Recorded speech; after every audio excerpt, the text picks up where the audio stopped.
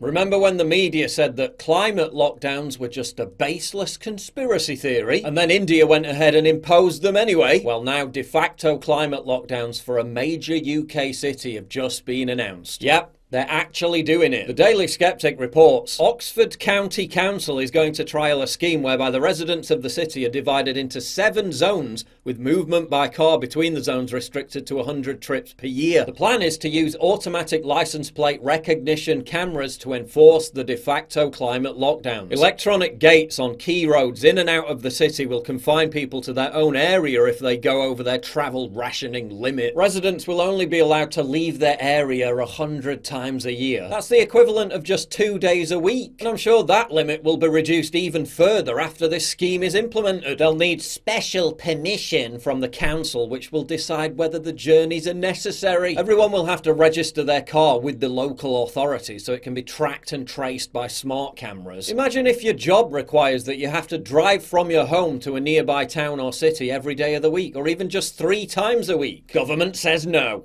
That's a de facto climate lockdown. And don't think you can beat the system if you're a 2-car household. Those 2 cars will be counted as 1, meaning you'll have to divide up the journeys between yourselves. 2 cars, 50 journeys each, 3 cars, 33 journeys each, and so on. The Lefty Council actually announced this 15-minute neighbourhoods policy last year when they were elected, but only now are we discovering the true scale of this draconian population control measure. Communist-style internal borders, internal passports, all in the name of saving the planet. Of course. They want it all in place by 2024, but the trials are already set to start soon. The Oxford Mail reports that local authorities have insisted the controversial plan would go ahead whether people liked it or not. You'll be allowed to drive far less and you'll be happy. Meanwhile, you remember those hottest day ever temperatures recorded on airport tarmacs back in July? Turns out the Met Office is now stonewalling questions about their dubious measurements. Measurements that saw high temperatures recorded while typhoon jets were roaming the runway, but then dropped by over 0.5 degrees Celsius within a minute. Just outright making up crap and lying to the public on a regular basis to justify all this. I mean, yeah, why would they let that stop them? After all, it's for the greater good.